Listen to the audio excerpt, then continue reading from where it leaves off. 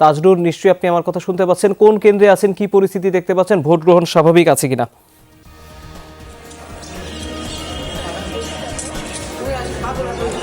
তৌহিদ, রাজাপুর রয়েছি, ঝালকাঠির Rajapur উপজেলাতে Rajapur pilot school কেন্দ্রে। বেশ বড় একটি কেন্দ্র।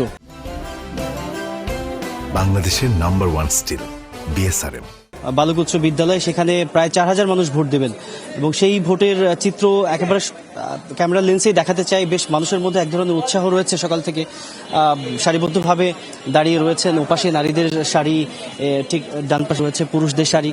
সব মিলিয়ে বেশ রকমের একটা উচ্ছ্বাস, একটা উদ্দীপনা সকাল থেকেই দেখা যাচ্ছে ঝালকাঠির এই রাজাপুরের ভোটারদের মধ্যে। যদিও ঝালকাঠিতে মোট 2টি আসন, ঝালকাঠি 1 এবং 2, এবং এই আসনটি ঝালকাঠি 1, সেখানে ধানের শীষ এবং দাঁড়িপাল্লার বেশ ভালো রকম প্রতিদ্বন্দ্বিতা চলছে। এবং গেল কয়েকদিন ধরে, বিশেষ করে আমি গত 2 দিন ধরেই এলাকাতে রয়েছি, ছোটখাটো নানা রকম ঘটনা ঘটেছে, নানা রকম উত্তেজনা রয়েছে, কিন্তু সবকিছু ছাপিয়ে ভোটারদের মাঝে ভোট দেওয়ার ব্যাপারে বিশেষ রকমের আগ্রহ রয়েছে। সেই আগ্রহ আজকে একেবারে ভোরবেলা থেকে দেখেছি যে গ্রামের প্রত্যন্ত স্কুলগুলোতেও সকাল সকাল বেশ সবাই সারিবদ্ধভাবে দাঁড়িয়ে অপেক্ষা করছেন ভোট দেওয়ার ক্ষেত্রে। তবে একটি বিষয় ছোট্ট করে যুক্ত করি, বেশ কিছু ভোটার এই অভিযোগটি করেছেন যে ভোট দিতে বেশ খানিকটা সময় লেগে যাচ্ছে, যার ফলে যারা একেবারে সারির পেছনের দিকে রয়েছেন তাদের সেন্টারে প্রবেশ করা, তারপর গিয়ে সেই সেন্টার থেকে ভোট সম্পন্ন করে বের হওয়া বেশ একটা লম্বা সময় লেগে যাচ্ছে।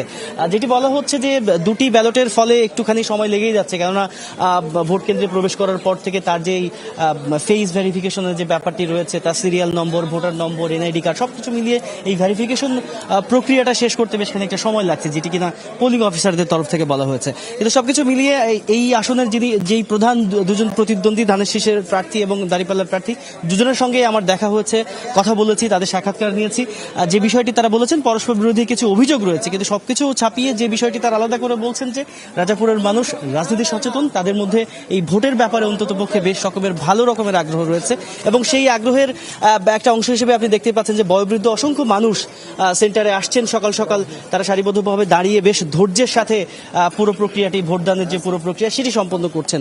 এবং এই সমস্ত কেন্দ্রে, অর্থাৎ রাজাপুরের আরও 3-4টি কেন্দ্রে আমি গিয়েছি, সবখানেই নারীদের বেশ ভালো রকমের উপস্থিতি দেখেছি। তারা আসছেন এবং তাদের যেই ভোটাধিকার সেটি তারা প্রয়োগ করছেন।